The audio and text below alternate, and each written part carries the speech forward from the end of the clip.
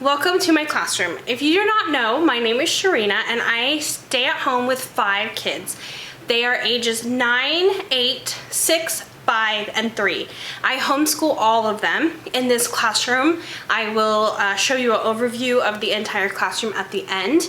Mind you, this is our summer classroom, so I just kind of have things out. Nothing is organized, nothing's put out for the next school year yet. I have not set up. We simply I was done. I was like, I am done with school, you guys are done, you passed all your stuff, let's be done. And so we just kind of closed the classroom down a little bit. I put all the plants near the window so they wouldn't die. And we do not use this room over summer, and it is very hot in here. So you're gonna hear the AC as it tries to cool the room down. But I'm really excited because I have a passion for Montessori. I am Montessori certified to teach 3 to 6, 6 to 9, and I'm about to finish my 9 to 12. I did finish it a couple years ago. I don't have my actual certificate yet. I didn't actually complete it, so this summer I'm gonna be working towards that.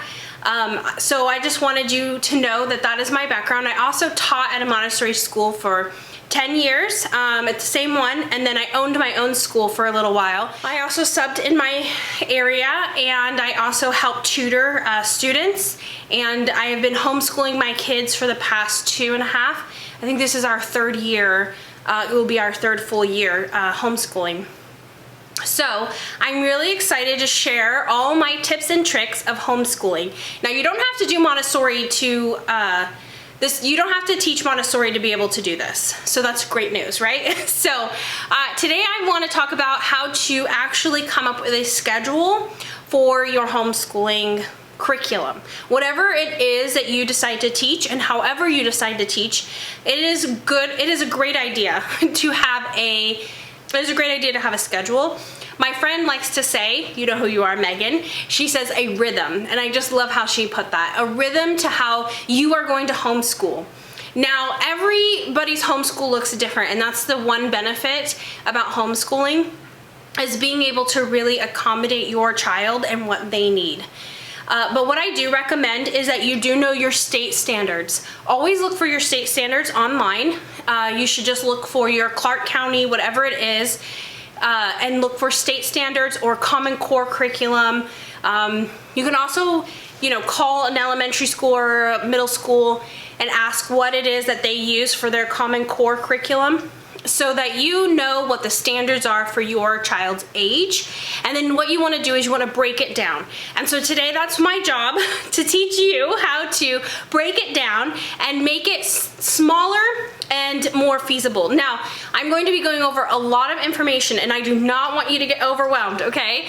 So the one thing about school is that there is a lot of topics, and the way to make sure that you are meeting all of those topics and that you are able to teach all of those topics in a school year, you want to basically have a schedule of when you teach each of the topics.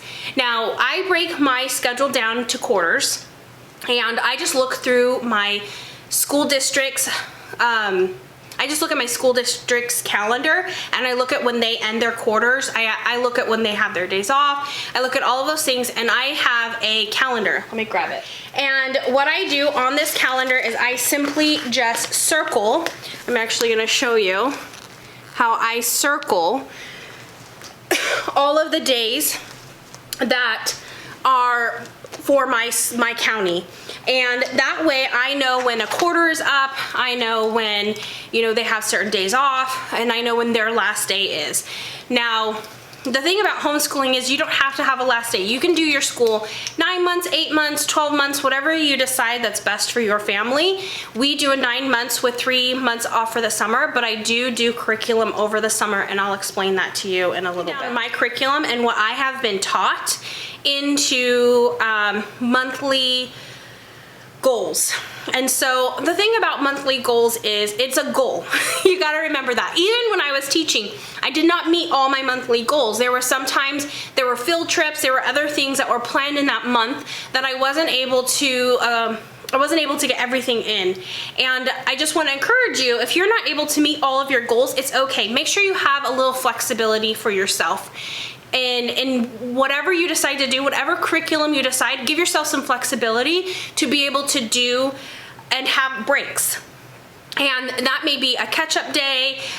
You know, a lot of times we didn't take days off like the other children would in our community, but what I did decide to do was end school 2 weeks early because we finished everything a little earlier than most kids. But what I did do on some of those days off, maybe it was a teacher in-service day or something like that, I would do a catch-up day for my kids so that we could try to catch up on some of the things that we weren't, that we were getting behind at. Okay, so now that I said that, now I just want to show you how I broke down my schedule. These are magnets that I got on Amazon, and anything that I can, I'll make sure that I link it below so that you can also purchase some of those same things if you're looking, or you can see what I'm talking about. So this is just a calendar, and it had each day, and I cut it up and I leave it on my board like this. Okay, so on each of these, I have it color coordinated to their planner. Now, I did throw away their planners, not thinking that I was gonna do this video.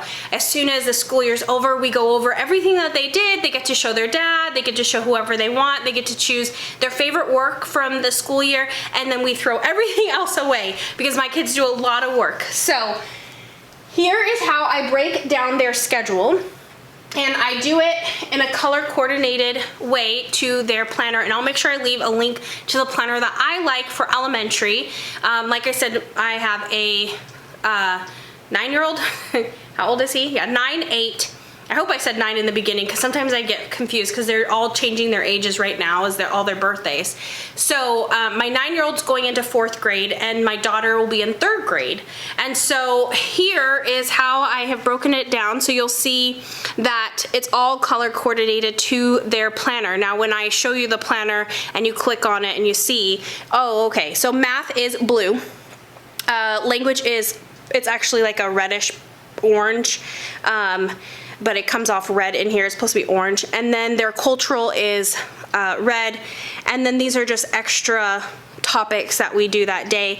And then black is, I think it says extra on their planner, but we do a virtue, and I'll explain what all of these things are, okay? So basically what I have done is I have every day there is a math, a language, and a cultural topic. Social studies, we call it cultural in Montessori, but it's called social studies in most curriculums. Okay, so everything is broken down, and then what I have done, because my children are much older, now at 1st grade, I only do the 3 topics. Then in 2nd grade, I add 1 more topic, and then in so 1st grade they get 3, 4th, I can't talk. 1st grade they get 3, 2nd grade they get 4, 3rd grade they get 5, okay? And so this was my son's, and then my daughter would do one of these jobs. I would tell her which one it was that she would have. It would mostly be these math, extra math, because as I'm going to show you on this board, there is a lot of topics in math, and so you want to break it down, and I'll explain that a little later. So that is what I would say are the easiest ways to do that. Now I have chosen my topics based on what I give a lesson on. Now Mondays, I know that they're coming in from their weekends. I want to have kind of challenging jobs, but I also want to have jobs that are really easy for them to be independent on, because I want to be able to give them lessons on the Tuesdays jobs. So my goal as a teacher when I'm planning my day out is I plan out the opposite day. So if they're going to do operations on Tuesday, Monday I do my operations lesson. Mechanics I do on Monday. Right? And my zoology, I try my best to do it on Friday or a Monday. And so I base my lessons off of how I have it organized, so that every day that I'm giving a lesson, the next day they do what we call follow-up work. And in a traditional school, right, I would give a lesson and the child would sit and then do that lesson. Well, in Montessori, what we have done is we actually do a lesson, they do the follow-up work, usually not on the same day. And the reason for that is you want to be able to assess how much they actually understand the lesson. So if you do it the next day, then you actually know how much they comprehended and how much or what you're going to have to teach them next time. So when I do this and I've organized it in this way, I either do the lesson that day, or it's because I'm going to do it the day before and I have that all planned. Now in the beginning of a school year, I don't have all of these up like this. It would be really overwhelming for a child to just jump back into school. We kind of get them situated, get them ready, and then by the end of the month, they're usually doing this kind of work, right? Fridays is more of, I do a lot of language lessons because Friday for us is the day my husband is home, and so I know he's going to have my little ones while I do lessons with my older two. And so Friday works out best for us for me to do all of my language lessons with them. All of the writing and the poetry and all of those things that those lessons can take, sometimes they take me about an hour because it's really me giving a lesson, me working with them, helping them, and I really have to sit and give them my full attention. I cannot give them my full attention when I have 3 little children running around me. So my daily schedule looks a lot different than this. So this is each day what my children's goals are. Now my kindergartner this past year, I would choose 1 or 2 of these goals, and he was never required to keep a planner, but yet I kept record of what I gave him a lesson on, what he was doing. I would look on my board and say, okay, today's word problems. I had a little word problem book. He would pull out his word problem book, you know, and then that would pretty much be it. He would choose his own language and he would choose his own cultural. And then the next day I might choose the language job for him. And so it's much more flexible when they're younger. When they get older, I really require them to do the 3 topics each day, which isn't really a lot. Is math, language, and social studies. And like I said, in Montessori, we call it cultural. Okay, under the math category, I'm going to name all of the different types of math that are usually taught in an elementary curriculum. And if you know a tree map, if you've ever seen a tree map,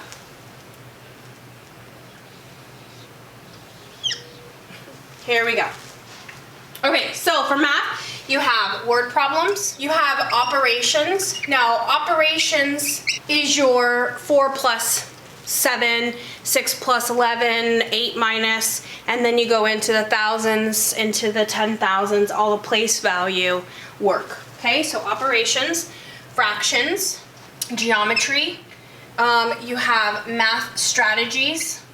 Now, math strategies is your graphing, your rounding, estimating, facts, where you're just memorizing facts. 2 plus 4, 12. Measurement, for math strategies, right? Greater than, less than, skip counting. We have time, decimals when they get older. Okay, so here's our math. For language, we are going to have parts of speech. Your noun, verb, adjective, all of those. Then you're going to have mechanics. It's sentence structure, making paragraphs where you put a period, when you use a question mark, exclamation points, commas, quotations, all of those. In Montessori, we do what we call sentence analysis, and I apologize, I do not know what it is called in a traditional school, but I'll explain it. Sentence analysis is where we have the subject, the predicate, then we have our word study. Word study is your compounds, your prefix, suffix. I cannot think of all of the topics, but there's a lot under that. Okay, and then also under language, you have literature. Okay, literature, you have writing. Okay, this is expository writing, writer's purpose under here, and poetry. For social studies, we have history, geography, botany, zoology. We do continent study. I'll explain that. Civics and astronomy. Yes, astronomy. Okay, botany is the study of plants. Zoology is the study of animals. Our continent study is basically learning about each of the continents. Now this is really geared towards those younger kids. The lower elementary, we really focus on continents. They know each of the continents, where they're located, and then they know important monuments that are there. They understand flags that are there and all kinds of things like that for continent study. Civics is basically, do they understand presidents, voting, understand laws and rules, government, and those concepts, and astronomy, our solar system in general, okay? So these are the topics that are to be taught in an elementary. Now, decimals is probably the only one that I can think of that really isn't taught until 3rd, 4th grade, but the rest of the topics are all taught 1st grade, 2nd grade. I mean, even kindergartners do most of these topics, okay? And so what you want to do is you want to figure out how you can break this down. Now, if you look, you'll see that there's more than 5, right? If I did 1, 2, 3, 4, 5, okay? So if I only did these topics for my Monday through Friday, I would be missing 4 topics. Like I said, depending on what grade your kid is, it could be 3. And so what I have done is I can change them up quarterly. Now, there's only so much a child needs to know for measurement. There's only so much they need to know for time and facts, even math strategies, geometry. So word problems, operations, fractions, and geometry are the things that never change when it comes to, they are always on my Monday through Friday, okay? Parts of speech, mechanics, my sentence analysis. Now, sentence analysis is a topic in language that really isn't taught until 2nd, 3rd grade. Okay, so the rest of all of the topics are all taught throughout the entire school year. And you'll see there's 1, 2, 3, 4, 5, 6. Okay, so with writing and poetry, I have really combined those two, and you'll see on my Friday, I have writing and poetry. Usually what I do is I give a new writing lesson, and then they write a poem based on the poem I already gave them a lesson on, or we do a writing activity, and I just scratch out. I just say, we're not doing poetry, we're just doing writing, depending on how long the writing activity is. Okay, so that's how I do the language. And then here, I do history, geography, botany, zoology. These are always going, these 4. And then these topics I change throughout the school year, okay? So I have on my computer, I'll show you. I'm going to try, you can barely see it because of the light. Okay, see? So I'm gonna try my best to record this so you can look at it, and I'll also try to leave a link to it down below. But I have taken my Montessori curriculum and I've broken it down because word problems, okay, you're not just going to teach word problems, you're going to break word problems down into topics, okay? So each one of these is then broken down into a lower topic. For example, let's do word problems. So you have your word problems. Okay, so word problems, you have simply addition, subtraction, multiplication, and division. But then you have addition and subtraction word problems, subtraction and multiplication. You have addition, subtraction, multiplication, and division problems. You also have to teach word problems where there's too much information, where they cross off that information, right? They need to understand the difference between words used for each of these. So for addition, you would see all together, right? And so you're going to teach them all of these kinds of words. I will also leave a link to the free websites that I use for printing off math worksheets, language worksheets, and all of that kind of fun stuff that I have. I love it when it's free, right? There's a lot of topics within those topics, and it can get kind of overwhelming, and that's why you want to know what it is that your child needs to know, and then you are going to want to break it down into the smaller chunks. Now, if you have a curriculum that already breaks that down, that's great, because then you don't have to, you don't have to think about it. That's wonderful. That's what Montessori. In Montessori, it's all broken down for me, and I just have to do the lessons. And as the teacher, I have to assess, I have to reevaluate, do they need a new lesson? Do I go forward? Have they mastered the concept? Do they completely understand this concept? And all of those kinds of things. But I do have a sequence of which I need to follow every one of these topics. I hope that was helpful in creating your own schedule. Like I said, you'll want to take these topics that you must teach. You want to break them into what day is best. Also understanding your child on making it so that a day that is a little easier. So mechanics for my kids are pretty simple.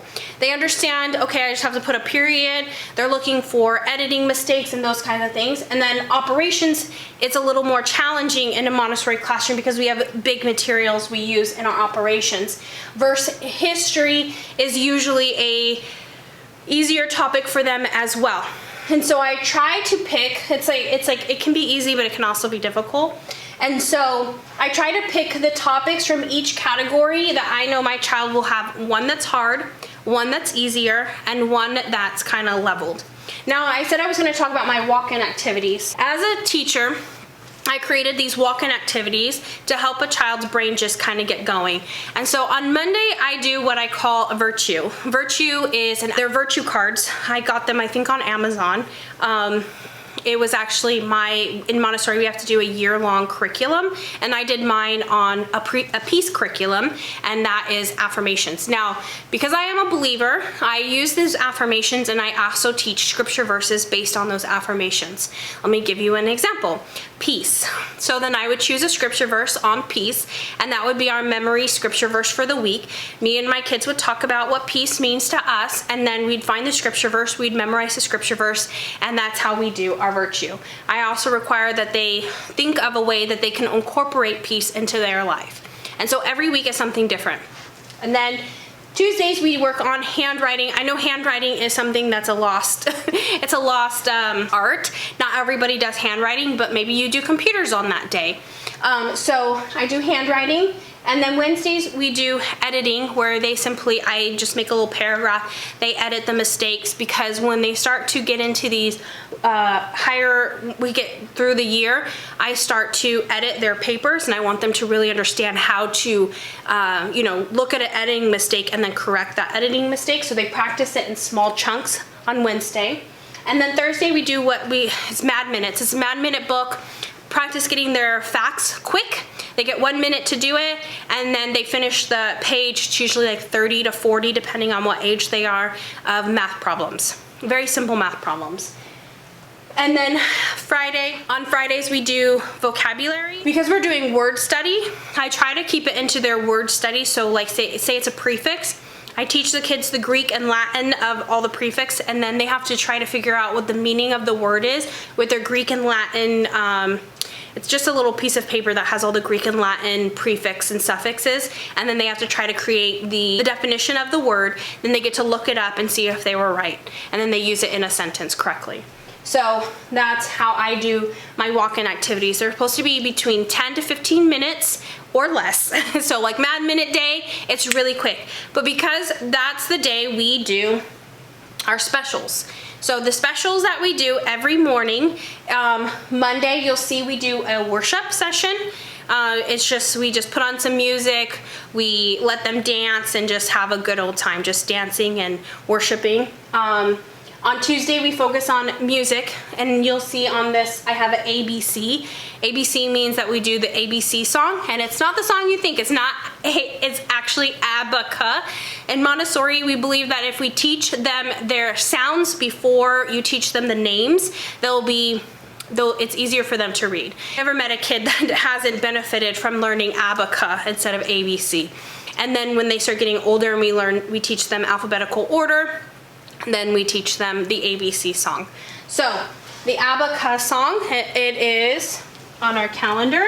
I will not sing it for you because I'll be so embarrassed. But it's this little sheet that I got, dropping it.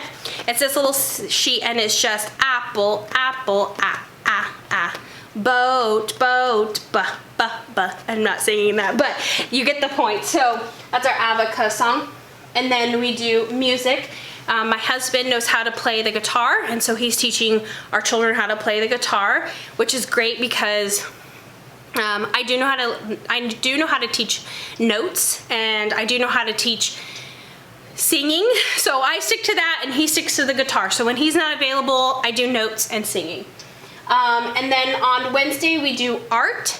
Now this is very simple art. I just using paints, which I usually don't have out in the classroom, but on Wednesdays it's our painting day.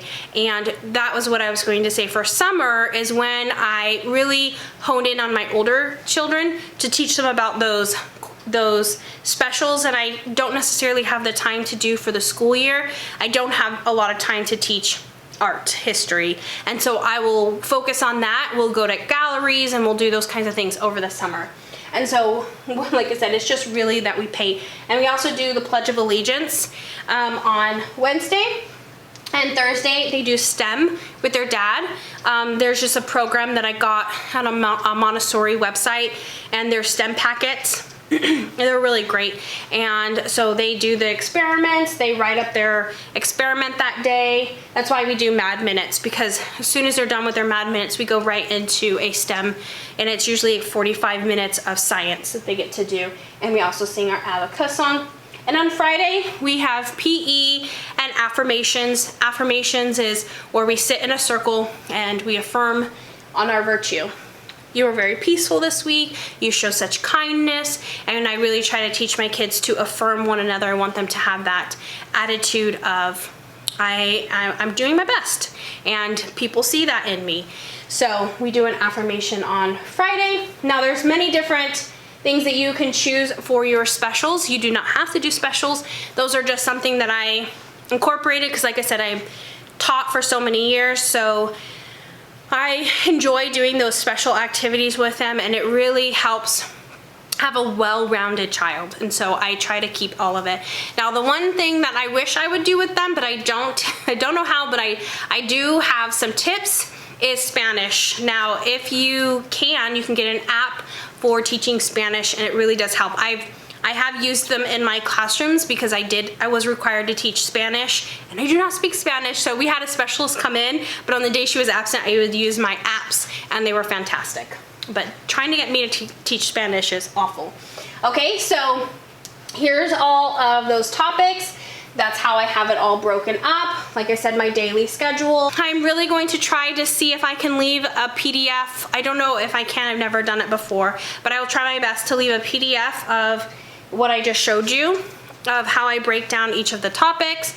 Like I said, don't get overwhelmed by it. Just look at what you need, what your child needs to know for word study, and see how you can break it down into, do you need to do it for the whole school year? Are you gonna just do it for a quarter and then maybe take a break and then do it for the next quarter, something like that. I also wanna tell you about, I told you about the free websites that have lots of printouts for you for a lot of these different topics. I also wanted to tell you the map testing.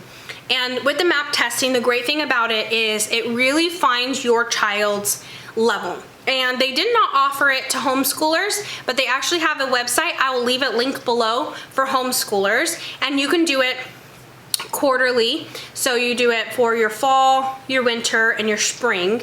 And this will also give you a printout of everything that your child should be practicing next. And so it's a really great tool to help you if you need that assistance to know. Now, I did do the map testing, not that I need to know what my child needs to know next, but it does help me understand where they are at for that grade level. And so it really gives me an understanding, okay, this is where they're at, this is what I need to do, where they're lacking, where they're not lacking, and those kinds of things. If you have any questions at all, please don't hesitate to ask me below. This is my passion. Teaching is my passion. It's something I've always wanted to do. I absolutely love it. Like I said, I've been doing Montessori, but I'm an educator at heart, and if I cannot find a way, if I do not have the answer, I will find the answer for you the best that I can. So if you have any questions, please feel free to ask. My next video will be on the things that you should have as a homeschooler, like planners, how to have workbooks, how to do turning in, how to schedule your children so that you can get a break. Really so that they can be independent learners, and so that you can be able to get your mom jobs done at your house, right? You get your cleaning or whatever else you need to get done for the day, how you really push them to be able to do that independently. So I hope you enjoyed this very long YouTube, I don't know, YouTube what is this called? YouTube learning about how to schedule for your homeschooler. I hope this was helpful. Like I said, if you have any questions, please don't hesitate to ask. I would love to answer them, and have a wonderful day. See you in the next video. Bye. This is our supply shelf, and you'll see each of my children have a bin that they put all of their stuff in. This is our zoology. These are our mats. This is cultural.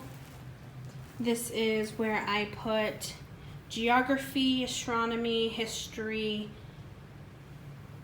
This is sensorial or geometry. In a primary classroom, it's called sensorial. In elementary, it's geometry. This was our practical life area, but I'm changing it around and ended up just putting our books over here, and I keep all of my albums. These are my primary, my elementary, and my upper L. Anything that I use thinking maps in the classroom. So I have my thinking maps, my all the books that I use for teaching, any topics. I use these, really anything that I teach. Yes, I also have a curriculum for toddlers and infants. So this is, like I said, our practical life area, which we won't have this year because I won't have as many little ones. This is our peace area. This is where I store all of our extra materials, and it's a hot mess because, like I said, at the end of the year I just started throwing stuff in there. But this is our language bin, right? I keep all of our extra art supplies. It's a puzzle. This is extra baskets, history, geography. I have math, more art supplies. This is when I do all my little language jobs. I'll show you that in a sec, all the extra things for that. Our bathroom, our language area. It's all, most of all of this is geared towards my younger children. This is, we teach and then you have ant, tree, clock, and they have smaller sounds where they have to match it. And then blends. This is called middle insets. This is the reading program I use. Each of these boxes, it goes from difficulty, the books that go with each of these reading boxes, movable alphabet. I have parts of speech down here. I wrote their names. And then they use this piece of paper, and then they use the letters to write their name. This is our farm for our parts of speech. This is the older kids language area. We have, they pull out these drawers and they go through each of them and they go by level. So I put this one is my daughter's, this one's my son's, and then I keep all the extra over there. This is, depending on what learning, these are verbs, verb tenses, past, present, future. These are for my son. This is a 3rd grade lesson. These are parts of speech cards. And sentence analysis. We do sentence analysis off these boards, and they have cards that they go by. My daughter, then my son. So that's all their stuff. These are what I use for the lessons for them. And then over here, I have a turn-in basket where they turn in their work so that I can check it. This is math. Again, I have it situated to my primary level of kids. Red rods, spindle boxes. My daughter's still learning how to count to 4. She's 3. And then my older kids are over here with the golden bead material. We have a stamp game. There's usually a plant over here, but he's over here by our window. And then I store all their work here. And then math. This is for the older kids. Addition, subtraction, multiplication, division. This is where I put all their math strategies, geometry, fractions. You'll see some geometry cards down here. Money, measurements, decimal work. It's just a hodgepodge. I also have some division. This is called test tube division. Then I have a filing system where I have all of their work. When I print off work, I'll put it in there, and then I have finished work before they store it. These are my virtue cards I was telling you about. So there's a lot of them. This is our parts of speech. They symbolize using parts of speech. Then I have some extra stuff in there. It's my teacher things. This is my teacher station, my coffee. It's a mess. I keep my albums that I'm using. Sometimes I forget a lesson, so I'll have to look it up. And I use that. This is usually where I'm making materials, or I printed something off that they aren't going to use. A filing system with all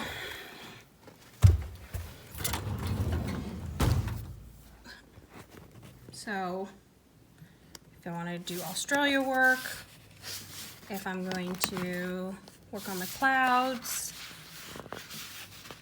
I have some coloring, things like that I make copies of.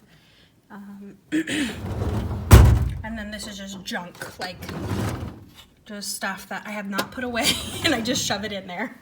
But I usually have this as like my little teacher station, and then I sit over here and give my lessons. This is the board that I just talked about, the clock over it. So I'm gonna back up so you can kind of see. Then we have a patio. Nothing's out there right now, it's too hot, but I put a table out there. They're able to work. We had a rug, but it got deteriorated by the sun. This is botany with all the plants. And back around. So those are my certificates. So you can kind of see how I have it all set up. I love this little quote I got on Etsy.